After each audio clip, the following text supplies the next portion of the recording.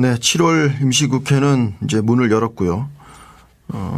제1야당 자유한국당의 새 지도부도 이제 탄생했습니다. 홍준표 신임대표가 이제 어제 민주당에 인사를 갔었고요. 나머지 당에는 또 들리지 않아서 또 말들이 좀 나오고 있습니다.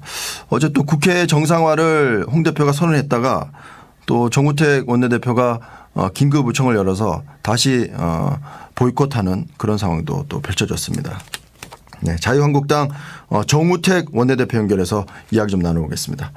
정우택 원내대표님 안녕하십니까? 네, 안녕하십니까? 네, 어제 오전에 있었던 뭐 최고위원 회의에서 정우택 원내대표의 발언이 좀 길었나 봅니다. 홍준표 대표가 발언이 길다, 뭐 1분만 이제 하라 이렇게 또 얘기를 했더군요. 발언이 길다는 발언은 하지 않았습니다. 아, 그렇습니까? 네, 그리고 원래 제가 하는 발언이 이제 무슨 최고위에 하는데 발언 네. 시간 제한이 있는 것도 아니고요. 네. 네, 제가 원래 하던 한 5분 정도의 발언이었다 이렇게 말씀드립니다. 그렇군요. 네. 그래서 어제 그 장면이 또 신임 대표와 또 원내대표 간에 어떤 기싸움이 또 있지 않았냐 뭐 그런 해석도 있어서 여쭤본 질문이었고요. 언론은 자꾸 이렇게 좀 싸움을 시키길 원하는가 보죠. 네. 네. 어제 이제 홍준표 대표가 뭐 이른바 이제 국회 정상화 발언을 하지 않았습니까?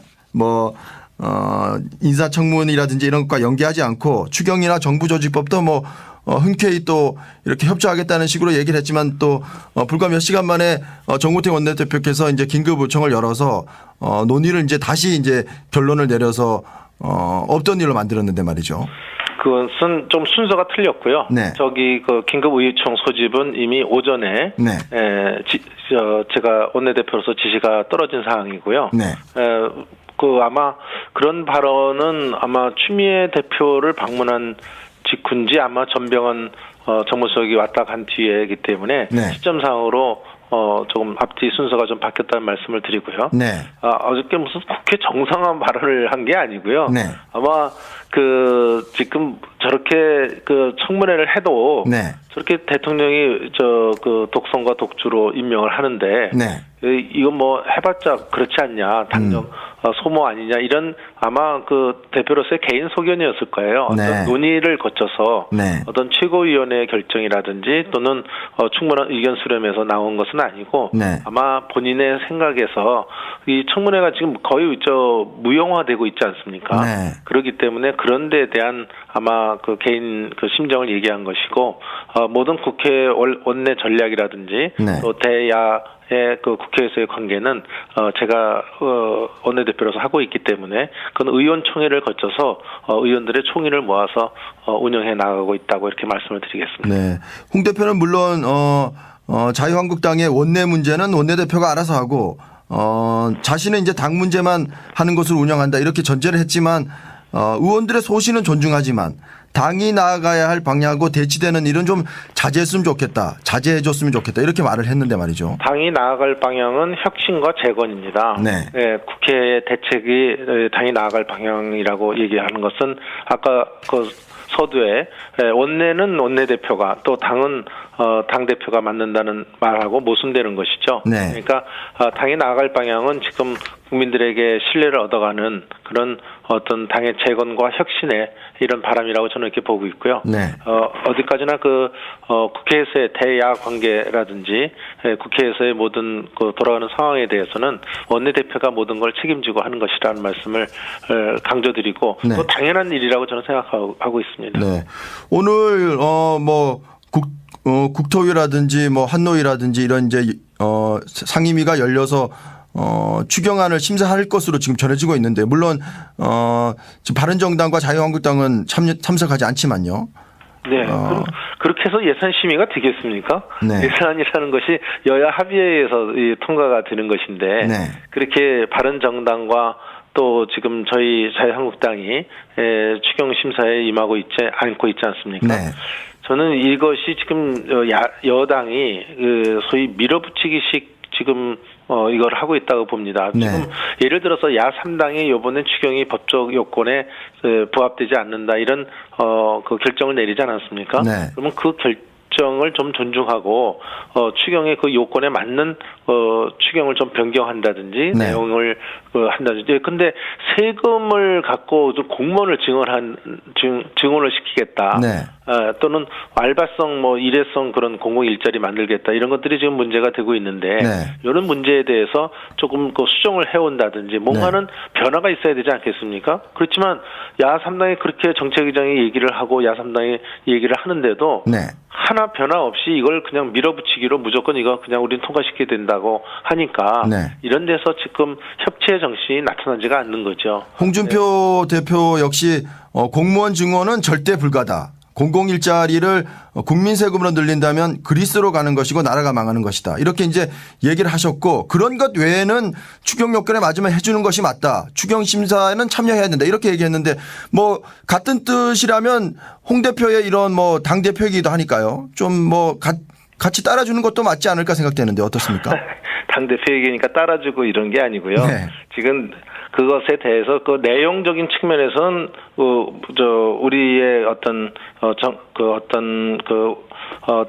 국회에서의 관계에서는 서로 부합되는 점이 많이 있습니다. 그렇지만 지금의 그 여러 가지 행태에 대해서 다시 말씀드리면 조금 밀어붙이기식 이 행태에 대해서 그 내용을 좀 조금 수정해 온다든지 아니면 지금 법적 요건에 맞지 않는다. 법의 요건에 맞지 않는다는 걸 자꾸 여당이 해내라고 하는 것도 문제가 있는 거 아닙니까? 그러니까 그것을 좀 근데 예전에도 국가재정법을 같이 개정안을 내면서 또 추경을 낸 적도 있습니다. 그래서 그런 변화를 좀 깨하고 대안을 어떻게 모색하려는 생각을 같이 해야 되는데 소위 말해서 막무가내식으로 이것을 통과시키고 또 제2야당, 제3야당을 통해서 이것을 어떤 꼼수로서 이렇게 하려고 하는 것 자체가 좀 여당의 오만이 지금 너무 넘친다 이런 말씀을 좀 강조하고 싶습니다. 어떻습니까? 송영부 국방장관 후보자나 조대엽 고용노동부 장관 후보자의 문제가 지금 걸려 있어서 지금 원내대표께서는 그런 인사청문 후보자들과의 어떤 추경 심사를 좀 연계하는 그런 차원에서 접근하고 계십니까? 추경도 물론이지만 지금 국회 운영을 원만하게 하기가 굉장히 어렵습니다. 저희들이 소위 말씀드려 좀 쑥스럽습니다만은 명명을 소위 신부적격 3종 세트라고 그래서 이분들은 절대 장관에 임명돼서는 안 된다 하는 이것을 야3당이 공이 똑같이 발표한 사람이 있습니다. 그중에 한 분이 이번에 어저께 임명된 김상곤 교육부 장관입니다. 그래서 이렇게 청문회를 통해서 소위 체제 부정을 한다든지 또는 그동안의 과거 행적이 무슨 한미 동맹의 어떤 균열이라든지 여러 것을 얘기했고 또 소위 도덕적 이중성을 나타내고 있습니다. 그 논문 표절에 대해서 예전에 김병준 부총리에 대해서 낙마를 시킨 사람이 그분이 자기 입장에 됐을 때는 전혀 관계가 없다고 얘기하는 이런 도덕적 이중성에 대해서 그리고 우리 2세들의 교육을 그분한테 맡길 수 없다는 것이 저희 입장인데 이것을 강행하지 않았습니까? 그러면 이것에 대해서 인사 문제를 그렇게 독선으로 해가를 때 국회 운영이 원만하게 안 된다는 건 이미 사전에 수차례 말씀을 드린 바가 있습니다. 그래서 그것에 따라서 지금 대통령께서 이렇게 인사 문제에 대해서 국회에서 청문회 할 이유가 뭐가 있습니까? 그러니까 이렇게 무용론 내지는 독선으로 가시겠다고 한다면 그럼 국회 운영이 어려워진다는 것은 아마 이 여당이 원하는 여러 가지 어려움을 겪게 될 것입니다. 그러니까 다시 협치로 가지 않으면 안 된다. 이런 것을 좀 확실하게 보여드려야 되겠다 이런 말씀을 드립니다. 역시 인사 문제가 좀 걸려 있다는 느낌을 좀 받게 되는데요.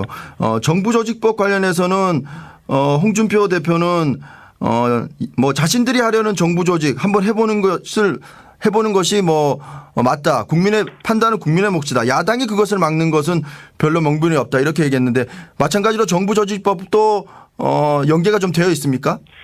지금 앞에 말씀하신 거 그렇다면 야당이 뭐가 필요합니까? 국회에서 그냥 통과시키는 거수기 노릇하면 되죠. 국회 국민에다 맡기면 되는 거 아닙니까? 그렇게 얘기하는 것은 저는 타당치 않다 이렇게 보고 있고요.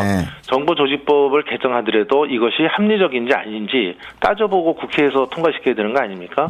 그 과정을 밟고 있다 이렇게 이해해 주시면 좋겠습니다.